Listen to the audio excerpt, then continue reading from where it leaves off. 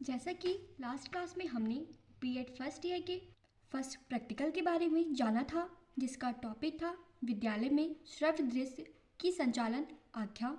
तो आज की वीडियो में हम सेकंड प्रैक्टिकल के बारे में जानेंगे, जिसका टॉपिक है भारतीय समाज में महिलाओं की स्थिति शैक्षिक संदर्भ में। तो आइए शुरू करते हैं अपनी आज की क्लास। जैसा कि इस संदर्भ में जवाहरलाल नेहरू ने अपने मतों को प्रस्तुत करते हुए कहा है कि आप किसी राष्ट्र में महिलाओं की स्थिति देखकर उस राष्ट्र के हालात बता सकते हैं। इसमें पहली हेडिंग है प्रस्तावना। किसी भी राष्ट्र के सामाजिक और आर्थिक विकास में महिलाओं की भूमिका को अनदेखा नहीं किया जा सकता। महिला और पुरुष दोनों समान रूप से समाज के दो पहियों की तरह कार्य करते हैं और समाज को प्रगति की ओर ले जाते हैं। दोनों की समान भूमिका को देखते हुए यह आवश्यक है कि उन्हें शिक्षा सहित अन्य सभी क्षेत्रों में समान अवसर दिए जाएं, क्योंकि यदि कोई एक पक्ष भी कमजोर होगा, सामाजिक प्रगति संभव नहीं हो पाएगी। परंतु देश में व्यवहारिकता शायद कुछ अलग ही है।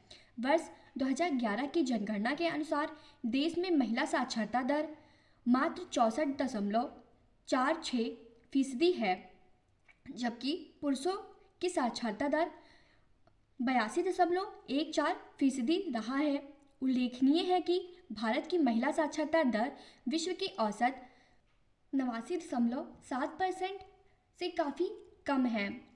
आइए भारत में महिला शिक्षा वर्तमान में उसका परिदृश्य क्या है उसके बारे में जानते हैं। भारत में पुरुषों की तुलना में महिलाओं की साक्षरता दर काफ़ी कम मानी जाती है। वर्ष 2011 की जनगणना के आंकड़े दर्शाते हैं कि राजस्थान में 52.12% और बिहार में 51.50% में महिला शिक्षा की स्थिति काफ़ी खराब है।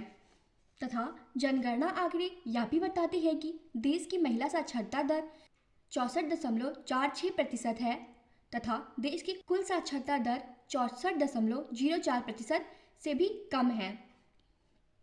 तथा बहुत कम लड़कियों का स्कूल में दाखिला कराया जाता है और उनमें से भी कई बीच में ही स्कूल छोड़ देती हैं। इसके अलावा कई लड़कियां रूढ़िवादी सांस्कृतिक रवैये के कारण स्कूल नहीं जाती हैं।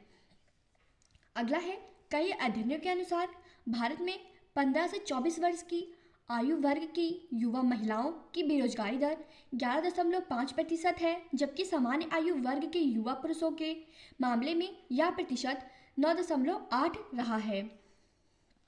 तथा वर्ष 2018 में राष्ट्रीय बाल अधिकार संरक्षण आयोग द्वारा जारी रिपोर्ट में कहा गया है कि 15 से 18 वर्ष आयु वर्ग की लगभग 39.4% लड़कियां स्कूली शिक्षा हेतु किसी भी संस्थान में पंजीकृत नहीं हैं और इनमें से अधिकतर या तो घरेलू कार्यों में संलग्न होती हैं या भीख मांगने जैसे कार्यों में।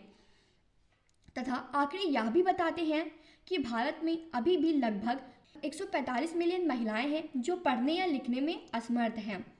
उल्लेखनीय है कि भारत के ग्रामीण क्षेत्रों में शहरी क्षेत्रों की अपेक्षा स्थिति और अधिक गंभीर मानी जाती है। आइए अब भारत में महिला शिक्षा का इतिहास जानते हैं। भारत में महिला शिक्षा की वर्तमान स्थिति को समझने के लिए आवश्यक है कि इतिहास में इसकी विकास यात्रा को भी समझा जाए। इसे मुख्यतः 3 भागों में बांटा गया है। पहला है प्राचीन वैदिक काल, दूसरा ब्रिटिश इंडिया तथा तीसरा स्वतंत्र भारत। आइए प्राचीन वैदिक काल में महिला शिक्षा का इतिहास जानते हैं। भारत में महिला शिक्षा का इतिहास प्राचीन वैदिक काल से जुड़ा हुआ है। उल्लेखनीय है कि लगभग 3000 से अधिक वर्ष पूर्व वैदिक काल के दौरान महिलाओं को समाज में एक प्रतिष्ठित स्थान प्राप्त था और उन्हें पुरुषों के समान समाज का एक महत्वपूर्ण अंग समझा जाता था। वैदिक अवधारणा के स्त्री शक्ति सिद्धांत के अनुसार महिलाओं की देवी के रूप में पूजा शुरू हुई। उदाहरण के लिए जैसे माँ सरस्वती। तथा वैदिक शास्त्र कहते हैं कि लड़कों के साथ लड़कियों को उचित देखभाल के साथ पोषित और प्रशिक्षित किया जाना चाहिए।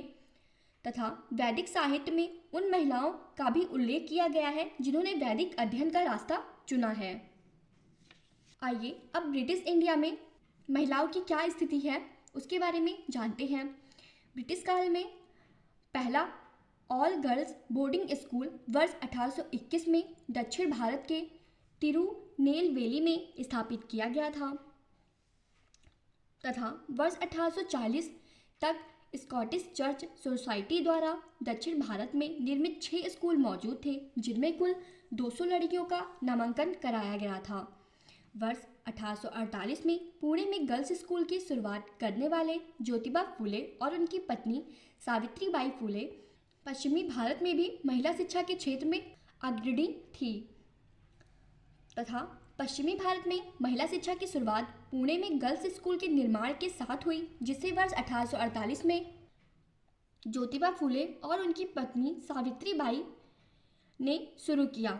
उल्लेखनीय है कि 1850 तक मद्रास मिशनरियों ने स्कूल में लगभग 8000 से अधिक लड़कियों का नामांकन कराया था तथा ईस्ट इंडिया कंपनी के कार्यक्रम वुड डिस्पैच ने वर्ष 1854 में महिलाओं की शिक्षा और उनके लिए रोजगार की आवश्यकता को भी स्वीकार किया। वर्ष 1879 में स्थापित बेथ्यून कॉलेज वर्तमान में एशिया का सबसे पुराना महिला कॉलेज माना जाता है। मतलब है कि महिला की समग्र साक्षरता दर वर्ष 1882 में 0.2% से बढ़कर वर्ष 1947 में 6% हो गई थी। आइए अब स्वतंत्र भारत में महिलाओं की शैक्षिक स्थिति जानते हैं। स्वतंत्रता के समय देश में महिला साक्षरता दर काफ़ी कम थी जिसे सरकार द्वारा नज़रअंदाज नहीं किया जा सकता था। इस तथ्य को ध्यान में रखते हुए वर्ष 1958 में सरकार ने महिला शिक्षा पर एक राष्ट्रीय समिति का गठन किया जिसकी सभी सिफारिशें स्वीकार कर ली गईं। इन सिफारिशों का सार यह था कि महिला शिक्षा को भी पुरुष शिक्षा के समांतर पहुंचाया जाए तथा वर्ष 1959 में इसी विषय पर गठित एक समिति ने लड़कों और लड़कियों के लिए एक सामान्य पाठ्यक्रम को विभिन्न चरणों में लागू करने की सिफारिश की तथा वर्ष 1964 में स्थापित शिक्षा आयोग ने बड़े पैमाने पर महिला शिक्षा के विषय में बात की और वर्ष 1968 में भारत सरकार ने राष्ट्रीय नीति विकसित करने की सिफारिश भी की। महिला शिक्षा की क्या क्या आवश्यकताएं हैं उसके बारे में भी जानते हैं। पहली आवश्यकता है महिलाओं को शिक्षित करना। भारत में कई सामाजिक बुराइयों जैसे दहेज प्रथा, कन्या भ्रूण हत्या और कार्यस्थल पर उत्पीड़न आदि को दूर करने की कुंजित साबित हो सकती है तथा अगली आवश्यकता है यह निश्चित तौर पर देश के आर्थिक विकास में भी सहायक होगा क्योंकि अधिक से अधिक शिक्षित महिलाएं देश के श्रम बल में हिस्सा ले पाएंगी। तथा अगला है हाल ही में स्वास्थ्य मंत्रालय द्वारा एक सर्वेक्षण जारी किया गया जिसमें बच्चों की पोषण स्थिति और उनकी माताओं की शिक्षा के बीच सीधा संबंध दिखाया गया तथा इस सर्वेक्षण से यह बात सामने आई है कि महिलाएं जितनी अधिक शिक्षित होती हैं उनके बच्चों को उतना ही अधिक पोषण आधार मिलता है। अगला बताया गया है कि इसके अलावा कई विकास अर्थशास्त्रियों ने लंबे समय तक इस विषय का अध्ययन किया है कि किस प्रकार लड़कियों की शिक्षा उन्हें परिवर्तन के एजेंट के रूप में उभरने से सक्षम बनाती हैं। आइए महिला शिक्षा के मार्ग में कौन कौन सी बाधाएं आती हैं उसके बारे में भी जानते हैं। पहला है भारतीय समाज पुरुष प्रधान माना जाता है। महिलाओं को पुरुषों के बराबर सामाजिक दर्जा नहीं दिया जाता है और उन्हें घर की 4 दीवारी तक ही सीमित कर दिया जाता है। हालांकि ग्रामीण क्षेत्रों की अपेक्षा शहरी क्षेत्रों में स्थिति अच्छी है, परंतु इस तथ्य से भी इनकार नहीं किया जा सकता कि आज भी देश के अधिकांश आबादी ग्रामीण क्षेत्रों में रहती है। तथा अगला है हम दुनिया की सुपर पावर बनने के लिए तेजी से प्रगति कर रहे हैं, परंतु लैंगिक असमानता की चुनौती आज भी हमारे समक्ष एक कठोर वास्तविकता के रूप में खड़ी है।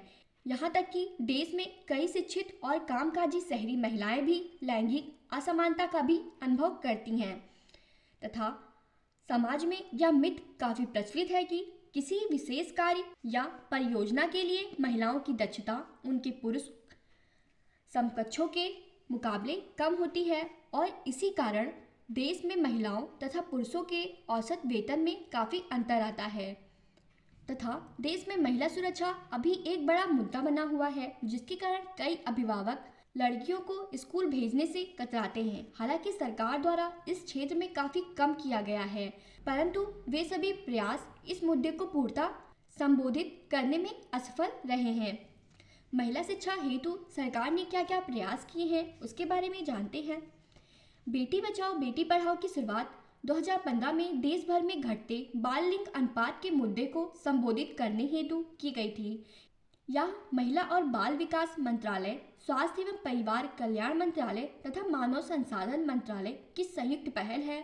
इसके तहत कन्या भ्रूण हत्या रोकने, स्कूलों में लड़कियों की संख्या बढ़ाने, स्कूल छोड़ने वाले की संख्या को कम करने, शिक्षा के अधिकार के नियमों को लागू करने और लड़कियों के लिए शौचालय के निर्माण में वृद्धि करने जैसे उद्देश्य निर्धारित किए गए हैं।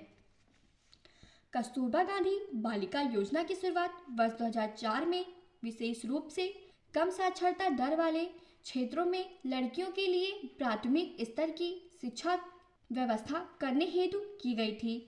महिला समाख्या कार्यक्रम की शुरुआत वर्ष 1989 में राष्ट्रीय शिक्षा नीति 1986 लक्ष्यों के अनुसार महिलाओं की शिक्षा में सुधार व उन्हें सशक्त करने हेतु की गई थी। यूनिसेफ भी देश में लड़कियों को गुणवत्तापूर्ण शिक्षा प्रदान करने हेतु भारत सरकार के साथ काम कर रहा है। इसके अलावा महिला शिक्षा के उत्थान की दिशा में झारखंड ने भी एक बड़ी पहल की है। झारखंड स्कूल ऑफ एजुकेशन ने कक्षा 9 से 12 तक की सभी छात्राओं को मुफ्त पाठ्य पुस्तक, यूनिफॉर्म और नोटबुक बांटने का फैसला किया है। आइए इसका क्या निष्कर्ष है जानते हैं। शहरी तथा ग्रामीण इलाकों में महिला शिक्षा का काफ़ी स्तर बढ़ रहा है। हालांकि ग्रामीण क्षेत्रों में महिलाओं के लिए अलग से विशेष योजनाएं भी चलाई गई हैं। गांवों में महिलाओं को शिक्षित करने के साथ साथ उनके लिए रोजगार संबंधी अवसर भी बढ़ाए जाने चाहिए, जिससे वे अच्छी आमदनी अर्जित कर अपने परिवार का सही से गुजारा कर सके। तो आज की क्लास में हमने भारतीय समाज में महिलाओं की स्थिति शैक्षिक संदर्भ में जाना है। तो आज की क्लास में यहीं पे समाप्त करते हैं। धन्यवाद।